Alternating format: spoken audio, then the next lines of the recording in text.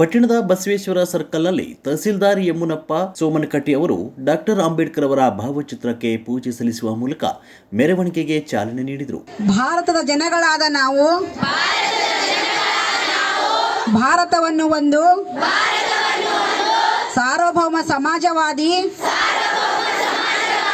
ಸರ್ವಧರ್ಮ ಸಮಭಾವದ ಪ್ರಜಾಸತ್ತಾತ್ಮಕ ಆನಂತರ ಗಣಪತಿ ಚೌಕ್ ಮೂಲಕ ಅಂಬೇಡ್ಕರ್ ಸರ್ಕಲ್ಗೆ ಆಗಮಿಸಿ ಅಂಬೇಡ್ಕರ್ ಮೂರ್ತಿಗೆ ತಹಸೀಲ್ದಾರ್ ಮತ್ತು ಊರಿನ ಮುಖಂಡರು ಸೇರಿಕೊಂಡು ಮಾಲಾರ್ಪಣೆ ಮಾಡಿದರು. ಆನಂತರ ಮೆರವಣಿಗೆಯು ತೆಲಗಿ ರಸ್ತೆಯ ಸರ್ಕಾರಿ ಹೆಣ್ಣು ಮಕ್ಕಳ ಪ್ರಾಥಮಿಕ ಶಾಲೆಯ ಆವರಣದಲ್ಲಿ ಹಮ್ಮಿಕೊಂಡ ಸಂವಿಧಾನ ದಿನಾಚರಣೆಯ ವೇದಿಕೆ ಕಾರ್ಯಕ್ರಮ ನಡೆಯಿತು.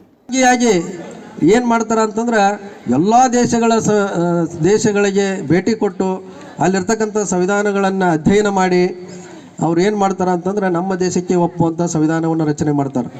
ಅದಕ್ಕೆ ಹೀಗಾಗಿಯೇ ಅವರಿಗೆ ಸಂವಿಧಾನ ಶಿಲ್ಪಿ ಅಂಥೇಳಿ ಹೆಸರು ಬಂತು.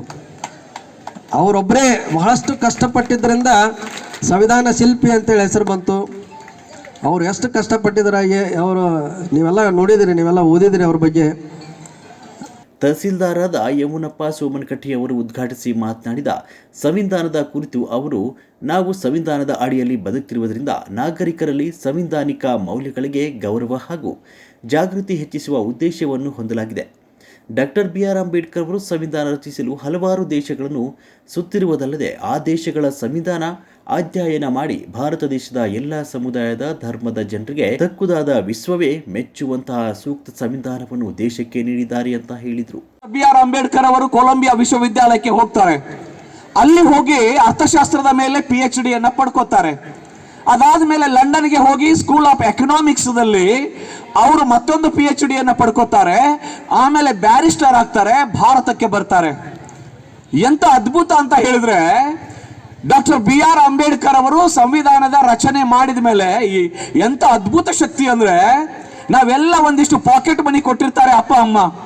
ಆ ಪಾಕೆಟ್ ಮನಿ ತಗೊಂಡು ಹೋಗ್ಬಿಟ್ಟು ನಾವು ಕುರುಕುರೆ ತಿಂತೇವೆ ಅಥವಾ ಪಾನಿಪುರಿ ತಿನ್ನೋದಕ್ಕೆ ಹೋಗ್ತೇವೆ. ಪಾಕೆಟ್ ಮನಿ ತಗೊಂಡು 25 ರೂಪಾಯಿಗಳ ಸ್ಕಾಲರ್ಶಿಪ್ ನಲ್ಲಿ ವಿದೇಶಕ್ಕೆ ಓದಲಿಕ್ಕೆ ಹೋದಂತ ಡಾಕ್ಟರ್ ಬಿ.ಆರ್. ಅಂಬೇಡ್ಕರ್ ಅವರು ಅಲ್ಲಿ ಅವರಿಗೆ ಏನು ಸ್ಕಾಲರ್ಶಿಪ್ ಹಣ ಇತ್ತಲ್ಲ, ಅಲ್ಲಿ ಊಟ ಮಾಡಬೇಕಾಗಿತ್ತು. ಆ ಊಟ ಮಾಡೋದನ್ನ, ಒಂದು ಹೊತ್ತಿನ ಊಟವನ್ನ ಬಿಟ್ಟು ಒಂದು ಪುಸ್ತಕವನ್ನ ಖರೀದಿ ಮಾಡ್ತಿದ್ರು ಡಾಕ್ಟರ್ ಬಿ.ಆರ್. ಅಂಬೇಡ್ಕರ್. ಯೋಚನೆ ಮಾಡಿ ನಾವು ಏನ್ ಮಾಡಬೇಕಾಗಿದೆ ಅಂತ. ಸಾಹಿತಿಗಳಾದ ಅಶೋಕ ಹಂಚಿಲಿ ಅವರು ಸಂವಿಧಾನ ಮತ್ತು ಅಂಬೇಡ್ಕರ್ ಕುರಿತು ಮಾತನಾಡುತ್ತಾ, ನವೆಂಬರ್ 26, 1949 ಪ್ರತಿ ಭಾರತೀಯನು ಹೆಮ್ಮೆ ಪಡುವ ದಿನವಾಗಿತ್ತು. ಅಲ್ಲದೆ ಪ್ರತಿಯೊಬ್ಬರಿಗೂ ಸಮಾನತೆಯ ಹಕ್ಕು ಮತ್ತು ಸ್ವಂತ ನಿರ್ಧಾರ ತೆಗೆದುಕೊಳ್ಳುವ ಹಕ್ಕನ್ನು ನೀಡುವ ಸಂವಿಧಾನ ರಚಿಸಿದ ದಿನವಾಗಿದೆ ಅಂತ ಹೇಳಿದ್ದಾರೆ.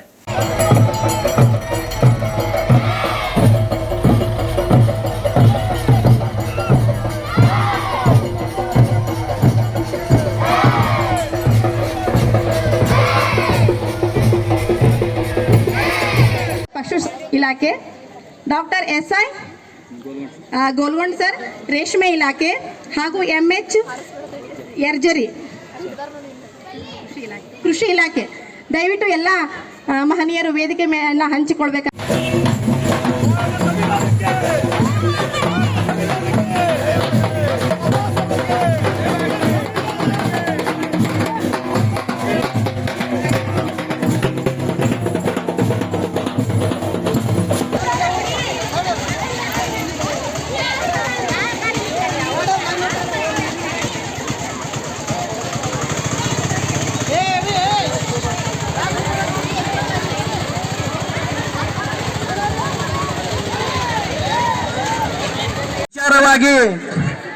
ನಾವು ಯಾವುದೇ ಸರ್ಕಾರಿ ಸೇವೆ ಸಲ್ಲಿಸಬೇಕಾದ್ರೆ ಸಂವಿಧಾನ ಅಡಿಯಲ್ಲೇ ಕಾರ್ಯಕ್ರಮ ನಡೆಸ್ತಾ ಇದ್ದೇವೆ.